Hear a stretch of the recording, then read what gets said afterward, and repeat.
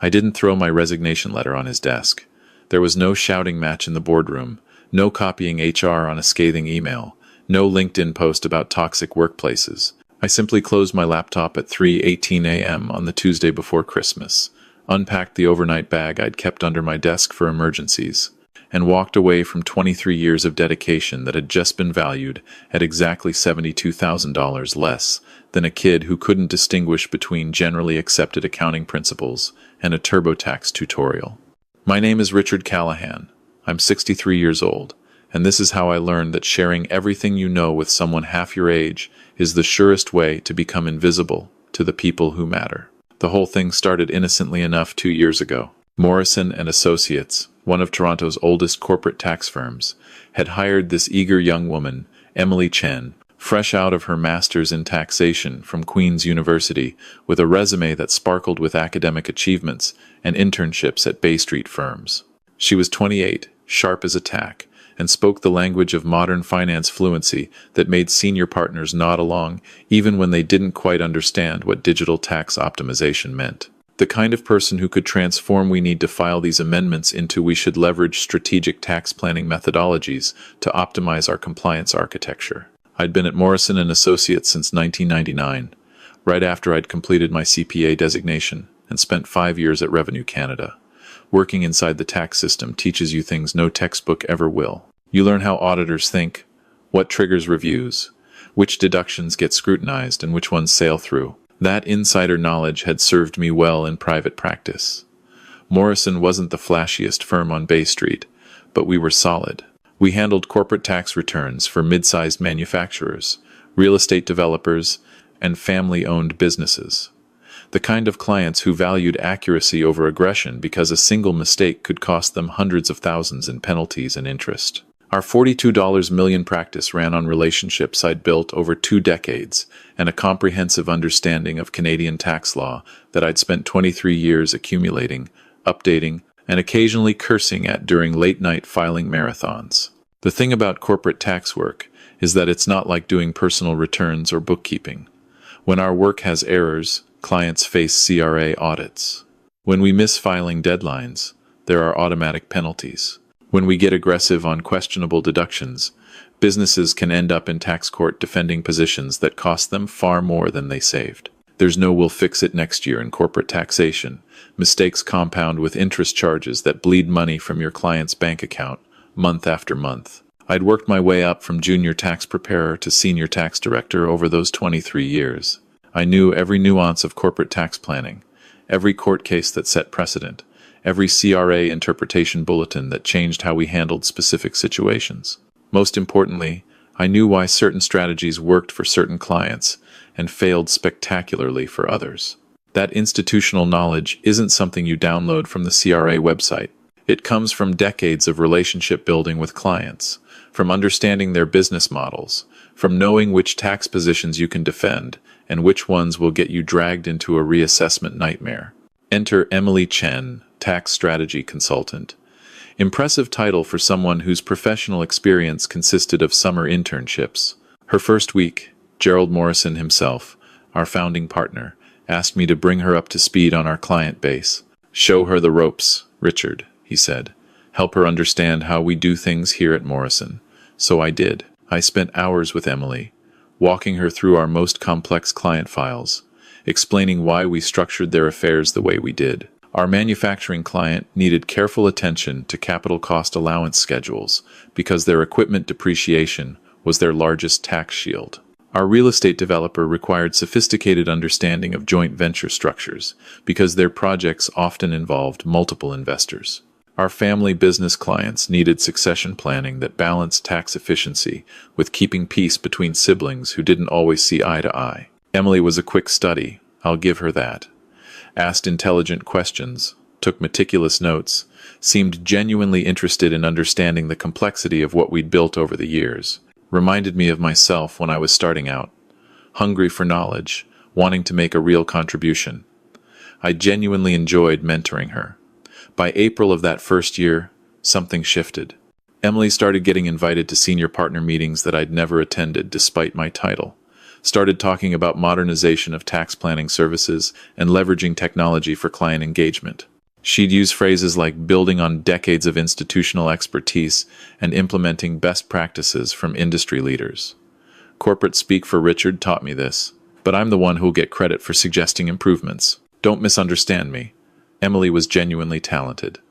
She understood modern business strategy in ways that frankly left me behind. She could take my technical explanations about deferred tax liabilities and turn them into compelling presentations that made partners lean in and ask follow-up questions. She knew how to package tax planning recommendations in language that made clients feel they were getting cutting-edge advice. But there's a fundamental difference between understanding something well enough to present it and understanding it well enough to defend it when the CRA comes knocking 2 years later with questions. Emily lived in the first world. I lived in the second. By September, Emily was attending client strategy meetings. By January, she had her own budget for professional development.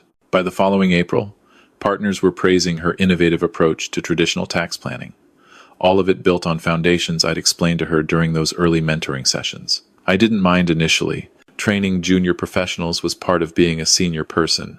Watching someone you've trained succeed feels rewarding. And Emily always credited collaboration with the tax team when presenting her recommendations. Technically accurate, diplomatically phrased. Then December arrived. The Monday before Christmas, Gerald Morrison sent a firm-wide email with the subject line, Investment in Excellence, Retention Initiative. Corporate speak, for we're losing people to bigger firms and need to stop the hemorrhaging before year-end bonuses get calculated. He was scheduling individual calls to discuss competitive retention packages for essential personnel. The kind of language that sounds generous until you realize they're trying to lock you in before you start looking elsewhere. I should have read between the lines. The signs had been there for months. Our best estate planning lawyer had left for a boutique firm with a 40% raise. 2 promising associates had been recruited by one of the Big Four. Our most experienced tax manager had given notice the week before Thanksgiving. The Toronto tax market was incredibly competitive, and Morrison was struggling to keep pace with larger firms that could offer better compensation and advancement opportunities. But I wasn't worried about my position. 23 years of client relationships, spotless track record with the CRA, personal connections with half the mid-sized business owners in Toronto. I figured I was secure. After all, I was the person clients specifically requested when they had complicated situations. That confidence lasted exactly until Gerald called me on Wednesday afternoon to discuss my competitive retention package. Gerald called me first on Wednesday afternoon, which should have been my first warning. In professional services, when they have good news for you, they make you wait until Friday so you can't immediately shop the offer around. When they're about to disappoint you, they do it midweek so they have time to manage your reaction. Richard, he said, his video background showing the cherry wood paneling of his downtown office. I want to begin by expressing how much we value everything you bring to this firm. You've been absolutely instrumental to our reputation, particularly maintaining our client relationships through all these transitions. The pause that followed felt like dropping through ice into Lake Ontario in January. I'd been in enough difficult professional conversations to know that everything before the word however was just throat clearing. We're pleased to offer you a retention bonus of $28,000 distributed over 8 months, contingent on a 2-year commitment agreement. $28,000. I stared at my screen, trying to process the number. My first thought wasn't gratitude or appreciation. It was arithmetic. Cold, practical, family financial arithmetic. My wife Margaret had just been diagnosed with early-stage Parkinson's 6 months ago. Her medication costs ran us $800 a month, even with insurance coverage. We'd had to hire a part-time caregiver for 3 afternoons a week because her tremors made cooking and certain household tasks dangerous. That was another $1,200 monthly. Our daughter Sarah was working on her PhD in Vancouver, and while we didn't pay her tuition, we'd been helping with her living expenses, because PhD stipends barely cover rent in that city. Another $1,000 a month. Our son Daniel had just started his own business, and while we'd promised ourselves we wouldn't become a bank for our adult children, watching him struggle with startup costs while we had savings felt wrong. We'd loaned him $15,000 the previous month, $28,000, spread over 8 months, worked out to about $3,500 extra per month before taxes. maybe $2,400 take home. It would help, certainly, but it wouldn't fundamentally change our financial stress. It wouldn't make Margaret's medical expenses feel manageable. It wouldn't give me peace of mind about retirement savings that had been essentially frozen for 3 years because every extra dollar went toward family needs. I appreciate the offer, Gerald, I said carefully. Could I review the complete terms before responding? Of course. I'll have everything sent over this afternoon. Just let me know by Friday morning if you're ready to proceed. Certainly. After we disconnected, I sat in my home office, feeling oddly deflated. 23 years of exceptional client service, of being the person who could untangle the most complicated tax situations, of training junior staff and building the firm's reputation for technical excellence, of working weekends and holidays to meet filing deadlines. And this was my value to Morrison and Associates. $28,000 to commit to 2 more years. I was still processing that feeling when Emily messaged me on our firm's internal chat an hour later. Richard, just finished my call with Gerald. They really stepped up. You should see this. She sent a screenshot. Clear, unredacted, no attempt at discretion. Probably excited and wanting to share good news with someone who'd understand the firm context. Or possibly just thoughtless about how it might appear. $100,000. Same structure. 8-month distribution. Same 2-year commitment requirement. But $100,000 instead of $28,000. A difference of $72,000. Nearly 3 times what I'd been offered. More than my entire annual salary increase over the past 6 years combined. I read the screenshot 4 times, hoping I'd misunderstood something, hoping there was some explanation that would make it make sense. Different role classifications, perhaps. Different market rates for strategy consultants versus technical directors. Something. Can you believe it? They really do recognize talent when they see it, Emily added in a follow-up message. I closed the chat without responding. I needed time to think. That evening, Margaret found me at the kitchen table with my notebook, working through numbers. Our monthly budget, Margaret's projected medical costs, retirement projections that assumed I'd work until 65, which was now only 2 years away. How did your call with Gerald go? She asked, settling into the chair beside me with her evening tea. Her left hand trembled slightly as she set the cup down. One of the symptoms we were both still adjusting to. They offered me a retention bonus. Oh, that's wonderful. How much? $28,000. Spread over 8 months. Margaret nodded, doing the mental arithmetic I'd already done. That'll help with some of the medical expenses. Emily got $100,000. She stopped mid-sip, set her cup down, with deliberate care. Margaret had been married to me for 38 years. She understood the significance of that number, without needing explanation. The girl you've been training? The same one. We sat in silence for several minutes. Margaret has always been better at processing emotional information than me. Years of working as a social worker had taught her to see beneath the surface of situations. But this wasn't a complicated psychological puzzle. This was simple mathematics and a clear message about value. What are you going to do? She finally asked. I'm not certain yet. But that wasn't entirely accurate. Part of me already knew. Revenue Canada had taught me about fairness, about objective standards, about the importance of precedent and consistent application of rules. It had also taught me about recognizing when a system was fundamentally broken beyond repair. The next morning, I reviewed Emily's recent client presentations, the ones I'd helped her prepare. Leading tax optimization for modern businesses, implementing strategic planning frameworks, driving innovation in traditional practice areas. My technical knowledge, my client insights, my 23 years of institutional memory, all repackaged in millennial-friendly language that made partners nod approvingly. I also pulled my performance reviews from the past 5 years. Consistently exceptional, critical to client retention, prevents costly errors through meticulous attention to detail, invaluable institutional knowledge. Go-to advisor for complex situations. Invaluable institutional knowledge worth $28,000. Presentation skills and fresh perspective worth $100,000. The mathematics was quite clear. Friday afternoon arrived faster than I wanted. The week before Christmas was always our highest stress period. Whitmore Manufacturing, our largest client, was facing a year-end tax crisis. They'd sold a major piece of equipment in November that triggered an unexpected capital gain, and the tax implications were complicated by previous claims they'd made for investment tax credits. 3 days to figure out the optimal tax treatment.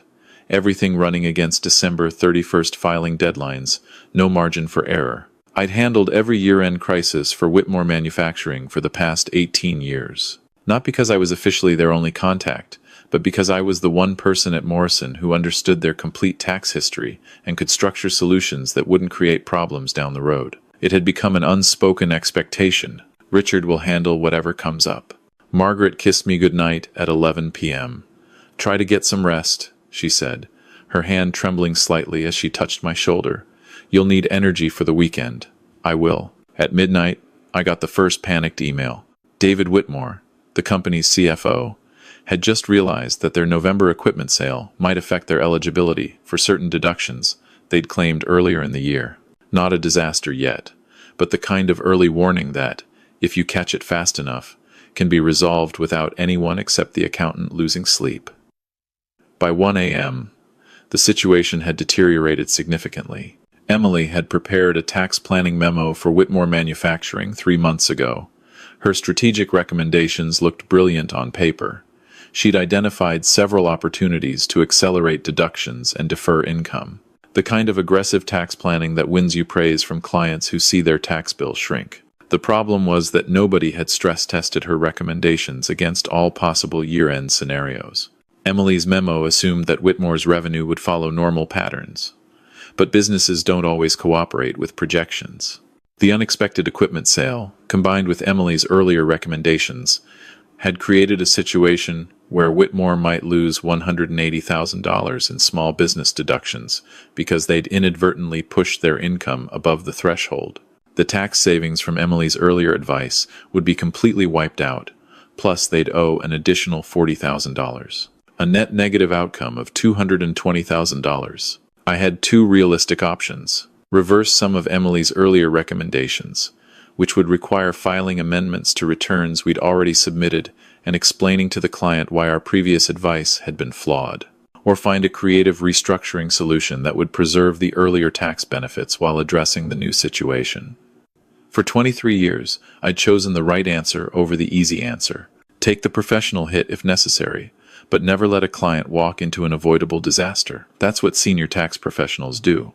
We absorb the complexity and the stress so clients can focus on running their businesses. My phone rang at 1:23 a.m.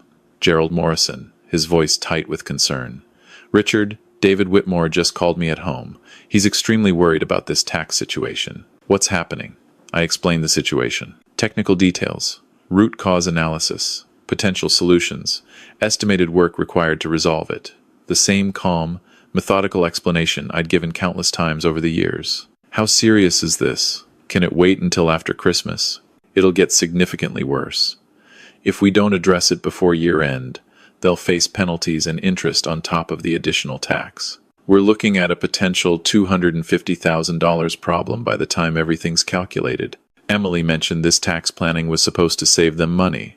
Of course she had. Probably took credit for the initial $60,000 in projected savings without mentioning that she'd never considered scenario planning for different year-end outcomes. The strategy works perfectly if their revenue stays within certain parameters. It creates problems when unexpected events occur. Can you fix this without the client knowing there was an issue?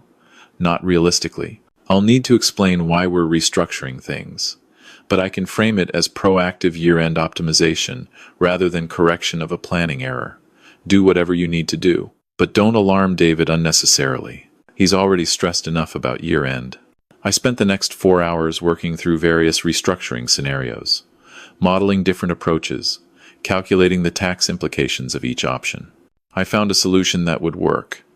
It involved some creative use of partnership provisions and careful timing of transactions, but it would preserve most of the earlier tax savings while avoiding the threshold problem.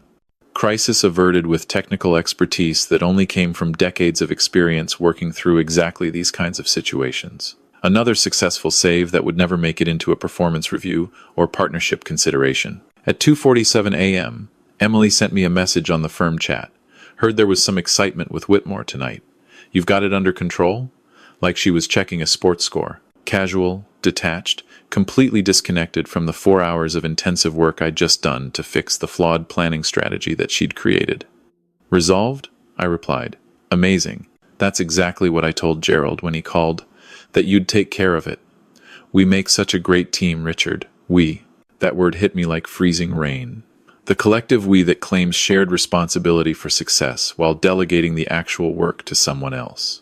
Emily had told Gerald that she would take care of the crisis, using the plural we to claim ownership of work she couldn't do, problems she couldn't solve, expertise she didn't possess. At 3:05 a.m., another email arrived.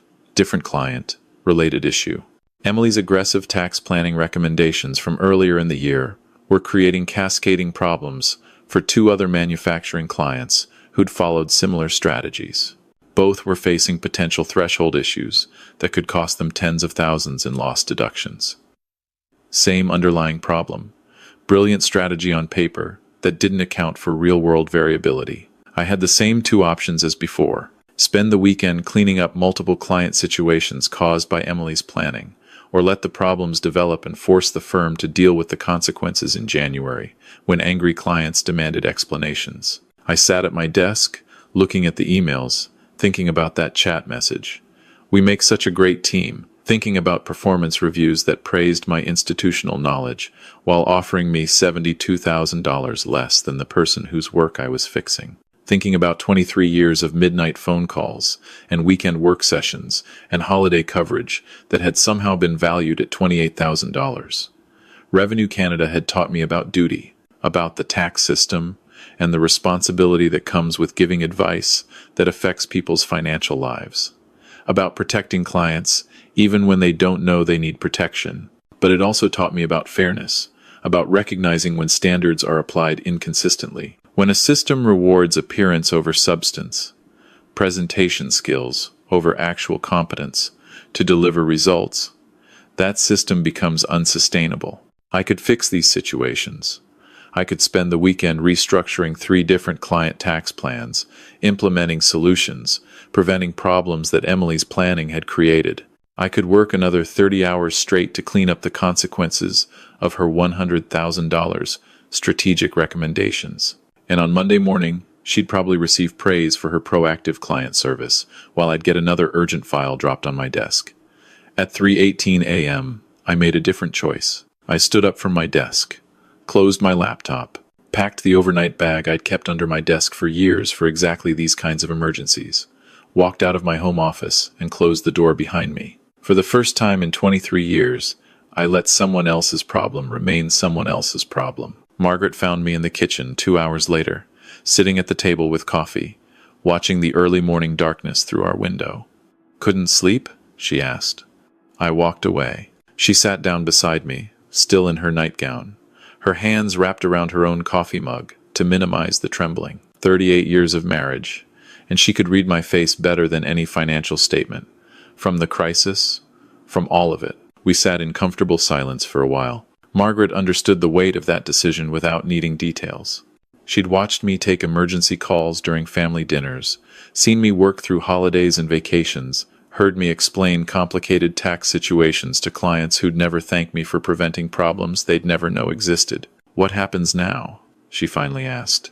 "I don't know, but I'm finished fixing other people's mistakes for $28,000, while they get $100,000 for creating them." My phone was buzzing constantly in my office upstairs. Email after email after email. The sound of situations deteriorating without their safety net. For the first time in years, that wasn't my responsibility anymore. By 9 a.m. Friday, my phone had logged 31 missed calls. The tax planning crisis had completely spiraled. Emily's recommendations had created threshold problems for 3 major clients simultaneously. Whitmore Manufacturing couldn't finalize their year-end restructuring without my specific knowledge of their tax history. The other 2 manufacturing clients were demanding immediate meetings to discuss their situations. Morrison & Associates' reputation for technical excellence was unraveling in real time. I made breakfast and read the Globe and Mail while my phone continued vibrating on the counter. Margaret came downstairs at 9:30, moving carefully as she always did first thing in the morning when her symptoms were strongest. "How bad is it?" she asked, nodding toward my constantly ringing phone. "Bad enough that they're calling every 5 minutes instead of trying to solve it themselves." She kissed me on the cheek. "You know I support whatever decision you make." "I know. That means everything." At 10:17 a.m., Peter Westbrook, managing partner, called. I'd met Peter exactly twice in 23 years, both times during year-end partnership meetings where senior directors were invited to present client updates. The kind of executive who appeared when situations were already critical and needed immediate resolution. "Richard," he said, skipping any pretense of pleasantries. "We need you available immediately. This is a firm critical situation." "I understand," I said. "How quickly can you resolve the client situations?" "I'm not working today." Silence. Long enough that I thought the call had disconnected. "This isn't about vacation requests, Richard. We have 3 major clients facing significant tax problems. Whitmore Manufacturing is threatening to move to another firm. We're looking at potential professional liability exposure. Sounds quite serious. You should contact your tax strategy consultant. I understand she received a $100,000 retention bonus." Another pause. I could hear background noise, multiple conversations, urgency in voices, the sound of people scrambling. "Emily doesn't have your client history or technical depth. Then perhaps you should have considered that before allocating retention bonuses." Peter's voice shifted, became harder. "We need to discuss this Monday." "Of course," I said, and disconnected. By early afternoon, the crisis had escalated beyond tax planning. Whitmore Manufacturing had contacted 2 other firms about taking over their account. One of the other affected clients had filed a formal complaint about the quality of advice they'd received. Morrison & Associates' professional liability insurer was asking pointed questions about our quality control procedures. Gerald Morrison called at 2:35 p.m. His voice was strained, exhausted. "Richard, we need to talk. I'm listening. What would it take to get you back working on these files?" Finally, the question I'd been waiting for someone to ask for 23 years. Compensation that reflects actual value rather than fashionable credentials. Recognition that 23 years of experience in client relationships have worth. A structure that doesn't punish competence while rewarding appealing presentations. "I can't authorize compensation changes over a holiday weekend." "Then it sounds like you have a holiday weekend problem." I disconnected and turned off my phone. Saturday morning, Margaret and I went to our grandson's Christmas concert. Normal family activities. It felt wonderful to sit in the school gymnasium, listening to 7-year-olds sing carols off-key, not thinking about tax thresholds or client crises or the chaos I'd left behind. For the first time in months, I wasn't mentally running through complex tax scenarios or worrying about filing deadlines. Sunday afternoon, I turned my phone back on. 63 missed calls. Messages from colleagues asking if I was all right. An email from HR requesting an urgent meeting first thing Monday morning, and one message from a number I didn't recognize. "Richard, this is Catherine Beaumont from Thornhill Advisory Group. I got your name from James Peterson, who used to work with you at Morrison. We're building a corporate tax practice and looking for a senior director who actually knows what they're doing. Would you be interested in a conversation?" James had been one of our best tax managers before he'd left for better opportunities 8 months ago. Sharp professional who'd gotten tired of watching less experienced people get promoted based on presentation skills rather than technical competence. I called Catherine back. Thornhill Advisory Group was a $65 million mid-sized firm looking to expand their corporate tax services properly. They needed someone with deep client relationships and technical expertise to lead a team of 4 professionals, someone who understood both traditional tax planning and modern client service expectations. The conversation lasted 2 hours.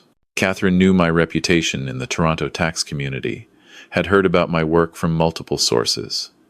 More importantly, she understood the value of experience and hands-on technical expertise. The kind of leader who'd built her own practice from the ground up and knew the difference between impressive presentations and actual ability to deliver results. Monday morning, I submitted my resignation to Morrison & Associates via email, effective immediately. I'd already accepted Thornhill's offer, 35% salary increase, $20,000 signing bonus, and equity participation in the firm starting immediately. Most importantly, a firm that valued experience alongside innovation. "You're making a serious mistake," Peter said when I called to confirm my resignation. "I made the mistake 23 years ago," I replied. "I'm correcting it now." The aftermath at Morrison was swift and predictable.